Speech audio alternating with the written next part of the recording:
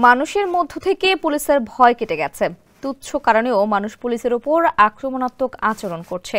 ফলে দারোগারা টহলে যেতে চান না। বিশেষ করে গভীর রাতে তাদের বকাঝকা করে এমনকি শাস্তির ভয় দেখিয়েও টহলে পাঠানো যায় না। আর পুলিশ টহলে না গেলে আইন শৃঙ্খলার উন্নতি হবে কি করে? কথাগুলো রাজধানীর উপকণ্ঠের একটি থানার ওসি আলাপকালে কালবেলাকে বলেন।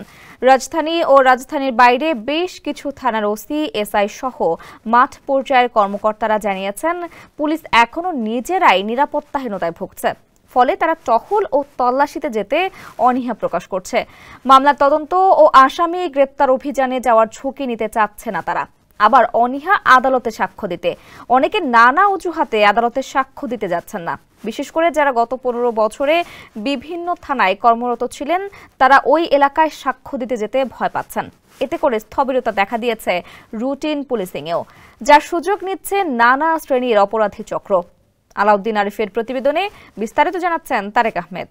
গেল 6 জানুয়ারি চট্টগ্রামের পাঁচলাইশ থানা এলাকায় আঞ্চলিক পাসপোর্ট অফিসের সামনে চট্টগ্রামের কোতোয়ালি থানার সাবেক ওসি নেজাম উদ্দিনকে বেধড়ক মারধরের পর কোনো ধরনের আইনি ব্যবস্থা না নেওয়ার বিষয়টি মাঠ পর্যায়ের পুলিশ সদস্যদের চরমভাবে হতাশ করেছে।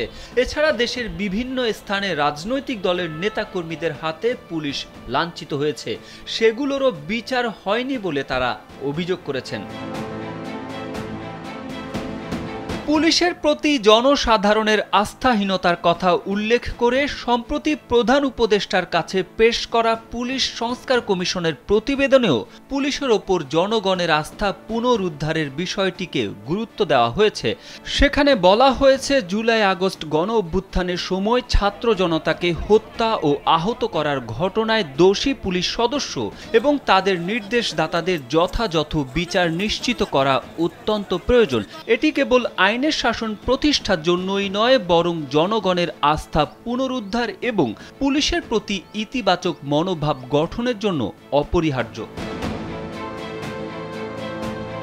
পুলিশের কর্মস্পৃহা ফেরানোর উদ্যোগ সম্পর্কে জানতে চাইলে পুলিশের মহাপরিদর্শক বাহারুল আলম কালবেলাকে বলেন, গেল 15 বছরে পুলিশকে রাজনৈতিকভাবে ব্যবহার করা হয়েছে।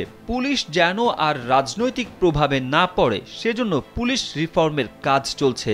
এখনো অনেক পুলিশ সদস্য মন ভাঙা অবস্থায় আছে, ভয়ে আতঙ্কে তাদের মন ভেঙে গেছে।